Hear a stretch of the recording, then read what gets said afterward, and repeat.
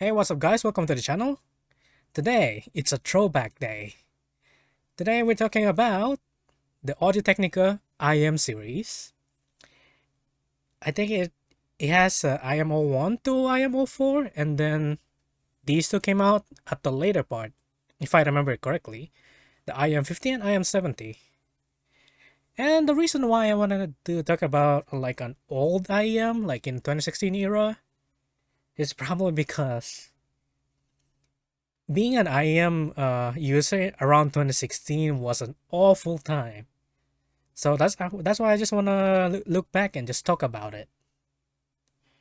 But do they still hold up? Let's find out, I guess. Well, before we start with the actual review on these old IEMs, we should talk about what was like being an IEM user in 2016. Well, the popular ones in the 2016 era is probably gonna be the Shure SC215. And I can say you, those were awful in terms of pricing to performance ratio. They didn't sound good. All it was good for to my ears was just to slip into. I didn't bought them because they were like $100. And they also had their own proprietary cables. You would notice that every IM in 2016 era has their own proprietary cables. And they're not good cables either. And the other ones would be like it will be the Sennheiser ones. I don't know which one. There's like different kind of IEMs in Sennheiser range. So it's gonna be on the video. It's just gonna be a picture because I generally don't care, because they were like really overpriced in my opinion. They were like $200, and they also had their own proprietary cable, of course. And probably the last one that everyone liked was like one more IEM. I don't remember the model. It's called One More, but I'll also put it on the video and screen if I do it, Mr. Future Me. So those were the like popular IEM in 2016 era. And we can finally talk about the actual IEMs that we're talking about. The IEM series. These were really popular. You can see on the internet, like they're not that popular. They're like more like in an obscure popular. They're kind of popular in a way, but they're not like in the mainstream of like SC215, the Sennheiser. But yeah, these were kind of popular on their own right. And the reason I bought them is that they were Japanese, and I live in Japan, so I can get them easier. These were really hard to get if you live in the West, so I was kind of lucky for that, because I will be using a Sennheiser or like Shure SC215 for a subpar price and subpar cables. Before we gonna talk about the IEMs individually, I want to talk about the pricing of each IEMs. These are around 50, and these are around 100, and these are around 200. Like that's just a rough estimate. I think these are around 80, and these are definitely around 50, 40 to 50. But I don't remember how these price exactly. These are around 200. So I'm gonna show these two at the same time because they're pretty much the same thing in the box. So this how they look in the box. This IM 70. As you can see, it's in Japanese because they're a Japanese company. This is the IM 51. The IM 51 comes in black or white. I don't remember the IM 70 coming with a different color. I think you only get red, which is unfortunate. So if you didn't like the color, you're stuck with maybe these two. This comes with black and white, that's like I said earlier, but this is the box. You can see what's included, but I'll show that in person later. Also in Japanese, nothing different. So that's the outside. I don't want to open it because I don't want to break it, because they're showing some discoloration. I don't want to ruin it by any chance. So in the box, you get just a single set of small, medium, large ear tips. There's no narrow bore, there's no wide bore. I didn't know there was a narrow bore or wide bore. I didn't even understand the science behind it before this, like before I started reviewing. So yeah, this was very normal in 2016. You just have one set of ear tips and maybe a not silicone foam, memory foam, the complete ear tips, which all of them comes with. I think it was like T500 or something.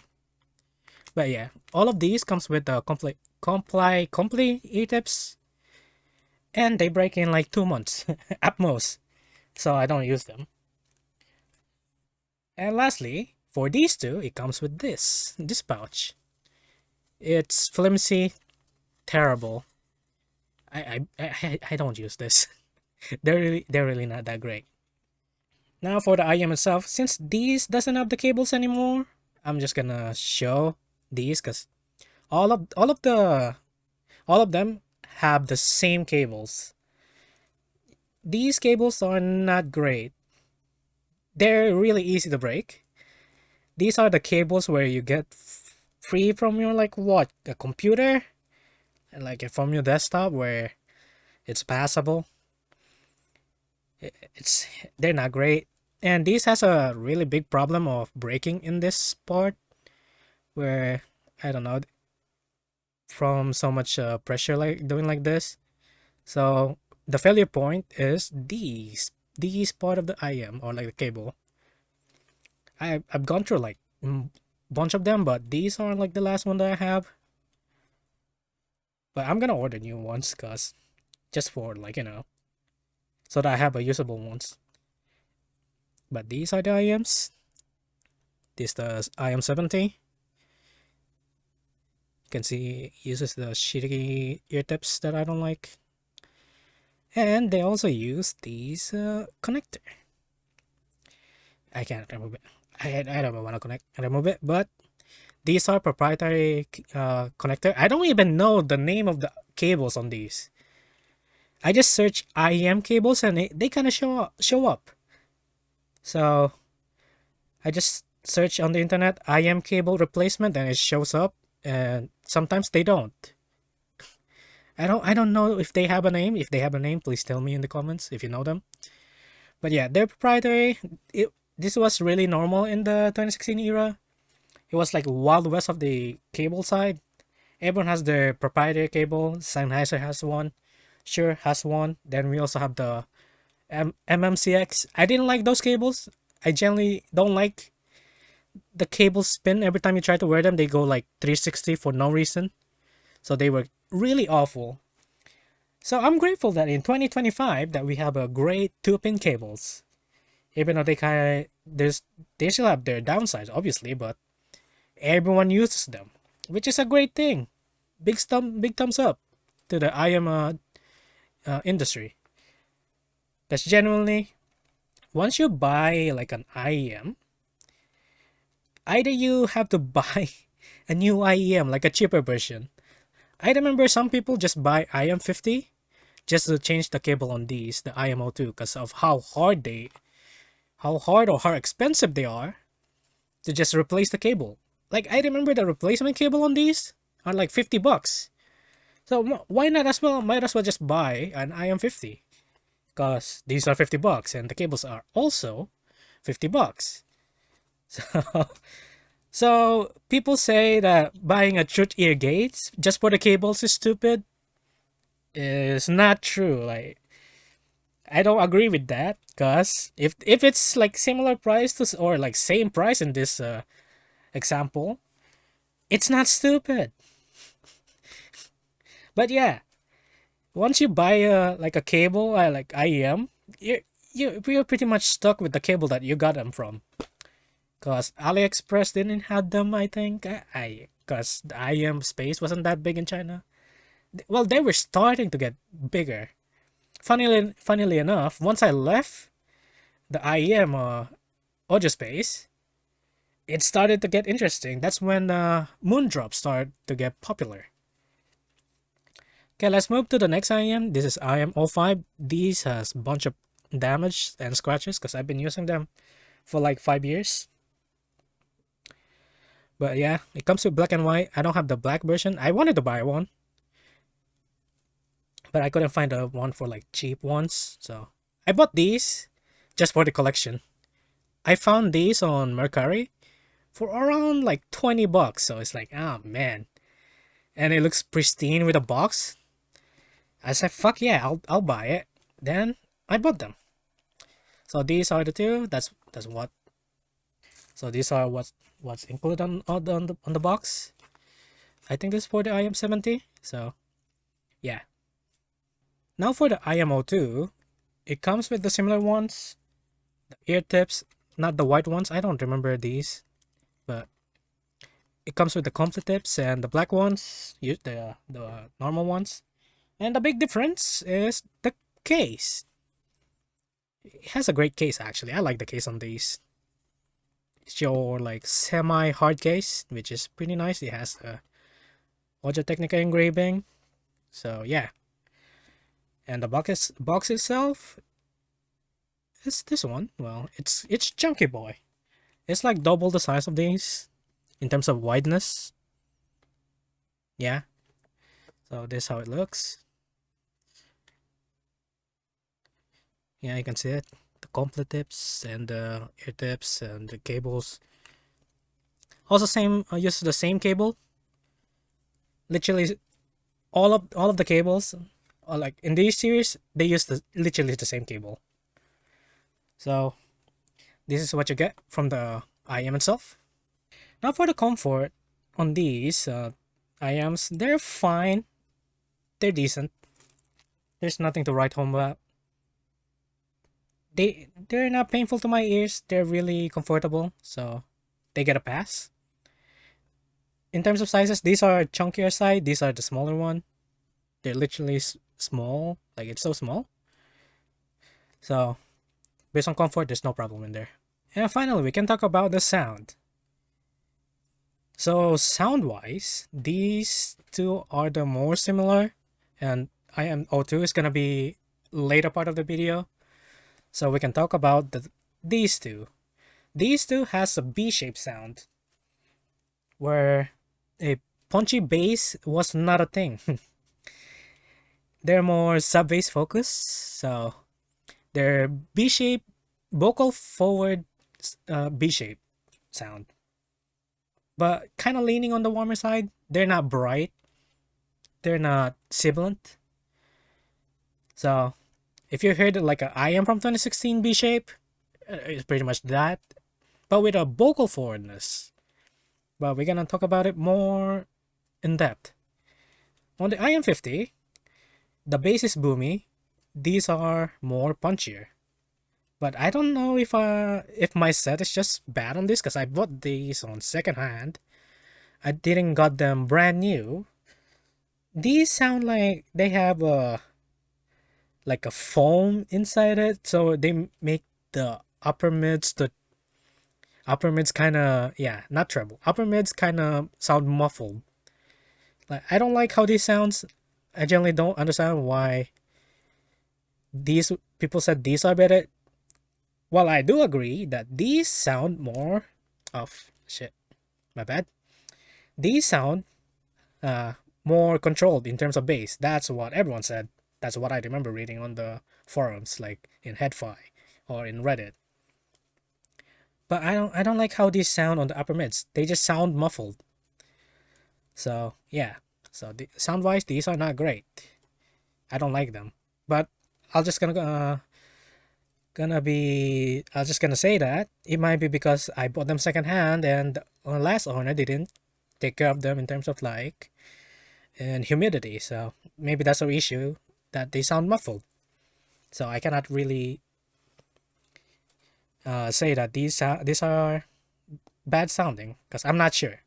But if these sound like they're supposed to sound like this, they sound muffled in the upper mids and the vocal, female vocal especially. They just have like it sounds like it has a paper when you listen to them.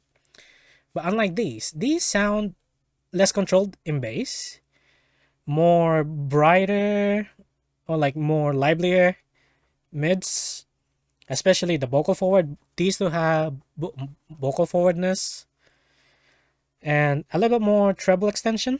So, but they're still on the warmer side. And not gonna lie, frankly, these sound cleaner because these sound muffled.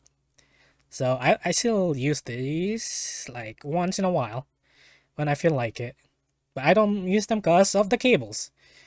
Cause I don't want to break these cables. The cables on these are like so hard to find, so expensive, and time consuming to find. And next, comparison for the 2025 counterpart will be the Tangzu 102. Like genuinely, these like 102 sounds similar to these two.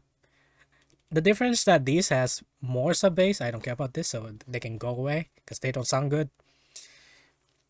So in terms of the sound, these has more sub bass rumble, so they're more fun sounding, and the instruments on these are not as clean as these. I think these are more sound cleaner. So in 2025, a $50 IEM from 2016 is $20 now, which is impressive. That's why I was impressed when I reviewed these. Like, it's like a direct upgrade, but obviously they're not one to one in terms of sound. There's a little bit difference, but they sound similar enough. So if you have IM 50 from 2016 and you like the sound of these, you can upgrade to these with a slight different terms of tuning. They sound cleaner, more warmer. I think it's more warmer in my opinion, but they have cleaner sound. I think they have more cleaner in terms of like uh, the instruments part, because these are the old class B shape. These are the meta tuning that we have, and yeah, they have more sub bass on these. These are less or like cleaner, I guess. So that's the comparison for the IM 50 and IM 70. Okay, next, the IMO2, the $200 version.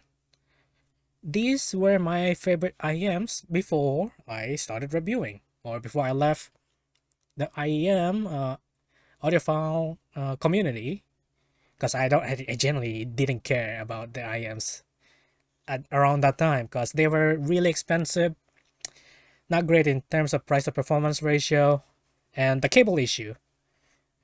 Like, that's such a big downside when you were like trying to get an IEM in 2016. Because usually when you use an IEM, they're for outside, so the cable's gonna be the first one to break.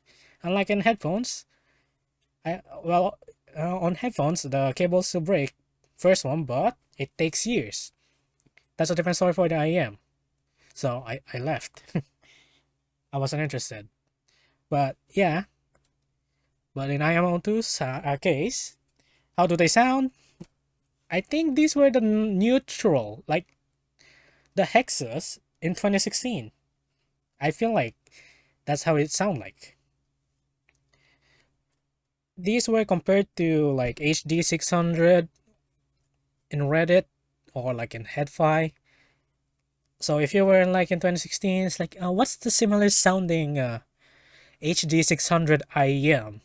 And a lot of people would say it's these or the other ones, like the actual Sennheiser ones, which were like cost a fuck ton of money. So people recommend these, and I don't think they sound similar. They sound neutral though, and these IEMs are really sensitive. But yeah, in terms of sound, they're not fun. They're just neutral.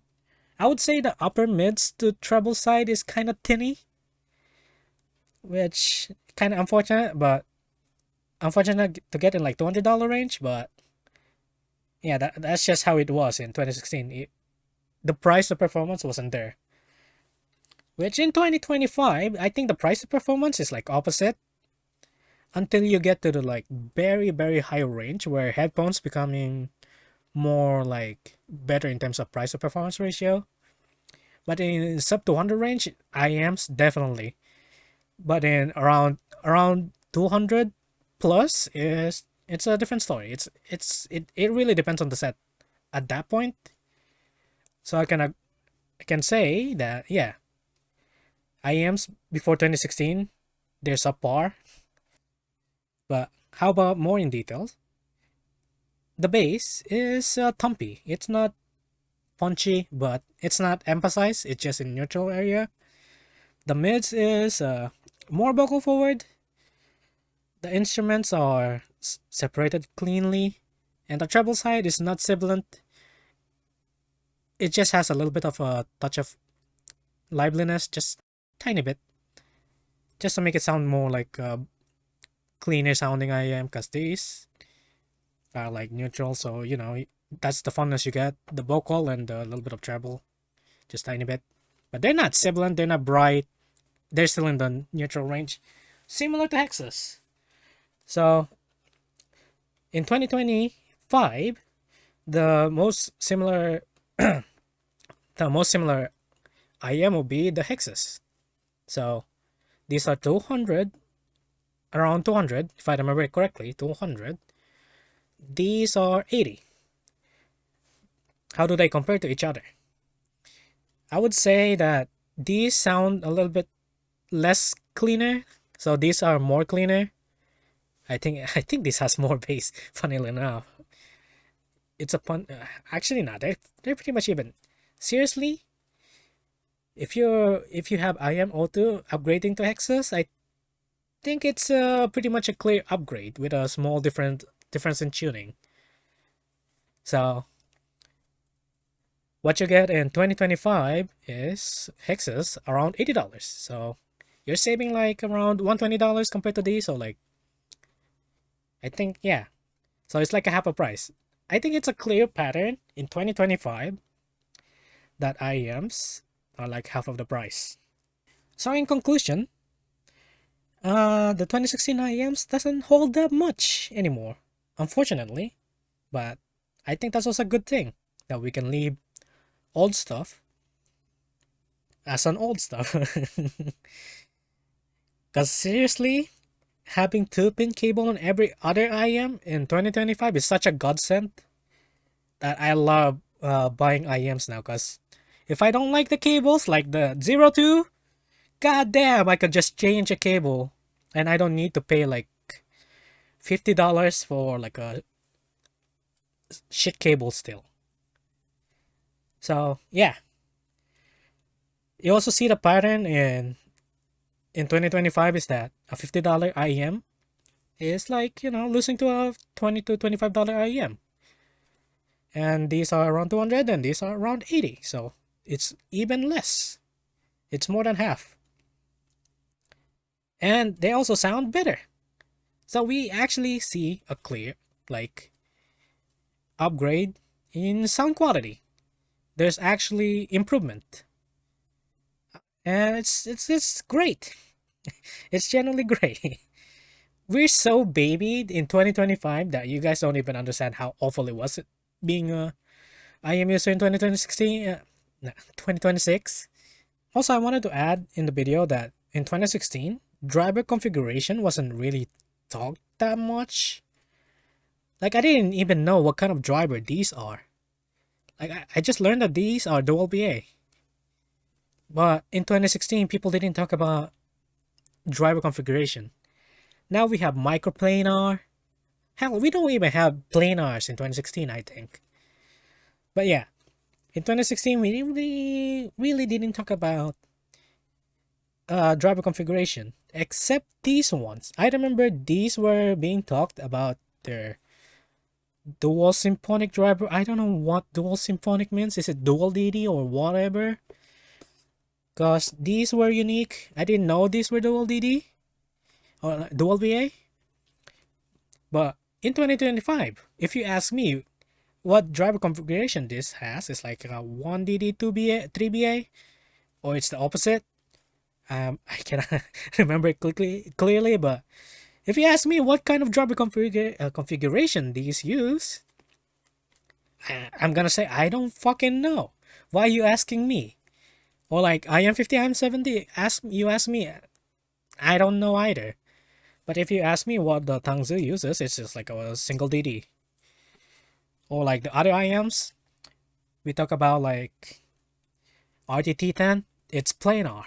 Or like we talk about the other IEMs, it has the microplanar and some stuff. In 2016, we didn't talk about that. So that's also one point of a difference in terms of new age of IEM. And that's it for the video. Thank you so much for watching. If you guys interested in more IEM reviews, click like and subscribe. And see you guys on the next video. Bye bye guys.